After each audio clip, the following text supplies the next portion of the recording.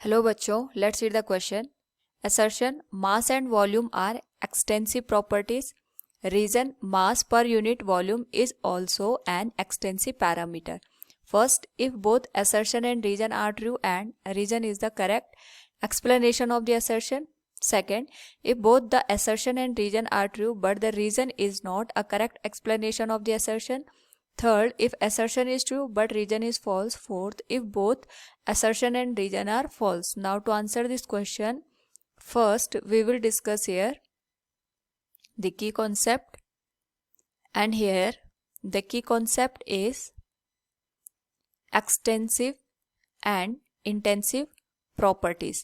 तो अगर हम बात करें यहाँ पे एक्सटेंसिव और इंटेंसिव प्रॉपर्टीज की, तो एक्सटेंसिव प्रॉपर्टीज हम उन्हें कहते हैं जो क्वांटिटी ऑफ मैटर पे हमारे पास यहाँ पे डिपेंड करता है, और इंटेंसिव प्रॉपर्टी वो होती है जो क्वांटिटी ऑफ मैटर पे डिपेंड नहीं करती है. तो according to the reason and assertion अगर हमें यहाँ पे अंडरस्टैंड करें तो हमसे पूछा गया है मास और वॉल्यूम के बारे में.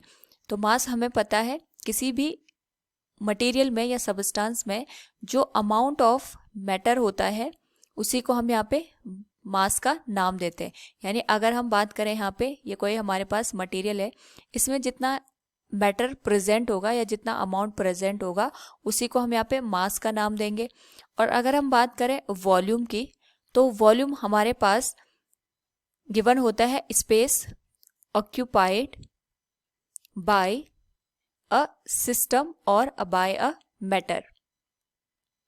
हमारे पास जितना भी वॉल्यूम कंटेन करता है कोई भी ऑब्जेक्ट, इसका मतलब है उसने इतना स्पेस यहाँ पे ऑक्यूपाई कर रखा है.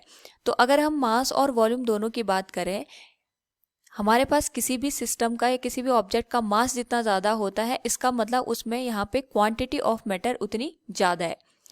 तो अगर हम दोनों वॉल्यूम और मास को यहाँ पे कंसिडर करें तो both are the extensive property, क्योंकि ये डिपेंड करता है कि हमारे पास यहाँ पे क्वांटिटी ऑफ मैटर कितना है. जितना ज़्यादा क्वांटिटी ऑफ मैटर होगा उतना ज़्यादा यहाँ पे मास और वॉल्यूम का अमाउंट होता है. और हम इसी बेसिस पे कह सकते हैं कि हमारे पास जो मास और वॉल्यूम है both are the extensive property.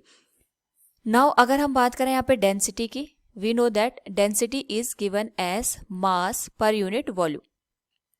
तो जो डेंसिटी होती है ये हमें बताता है कि पर यूनिट वॉल्यूम में हमारे पास कितना मास यहाँ पे ऑक्यूपाई किया गया है.